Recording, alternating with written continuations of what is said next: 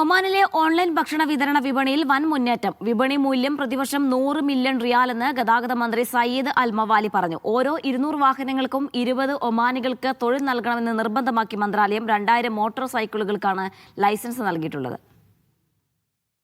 സുൽത്താനിലെ online ഭക്ഷണ വിതരണി വിപണി മൂല്യം പ്രതിവർഷം 100 ദശലക്ഷം റിയാലിൽ കൂടുതലാണെന്ന് ഗതാഗത മന്ത്രി സയ്യിദ് അൽ മവാലി പറഞ്ഞു. മസ്കറ്റ് ഗവർണറിൽ മാത്രം ഏകദേശം 6000 ഡെലിവറി സേവന തൊഴിലാളികളുണ്ടെന്നും അദ്ദേഹം കൂട്ടിച്ചേർത്തു. ഓൺലൈൻ ഭക്ഷണ വിതരണത്തിൽ മാസങ്ങൾക്ക് മുമ്പുണ്ടായ തടസ്സം മേഖലയിലുടനീളം ആശയക്കുഴപ്പം സൃഷ്ടിച്ചിരുന്നു.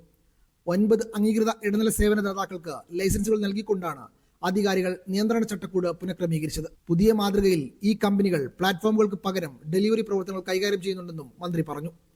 ഏകദേശം 2000 മോട്ടോർ സൈക്കിളുകൾക്ക് മന്ത്രാലയം പെർമിറ്റുകൾ നൽകിയിട്ടുണ്ട്. ലൈസൻസുള്ള ഓരോ 200 മോട്ടോർ സൈക്കിളിനും 20 ഒമാനികളെ നിയമിക്കണമെന്ന നിബന്ധന അവതരിപ്പിക്കുകയും ചെയ്തിട്ടുണ്ട്. പുതിയ തൊഴിലവസരങ്ങൾ സൃഷ്ടിക്കുന്നതിനും തൊഴിലാളികളുടെ അവകാശങ്ങൾ സംരക്ഷിക്കുന്നതിനും ഒമാനി ഉടമസ്ഥയിലുള്ള ചെറുകിട ഇടത്തരം സംരംഭങ്ങളെ പിന്തുണക്കുന്നതിനും ഈ സമീപനം സഹായിച്ചിട്ടുണ്ടെന്നും മന്ത്രി കൂട്ടിച്ചേർത്തു. Media 1 Muscat.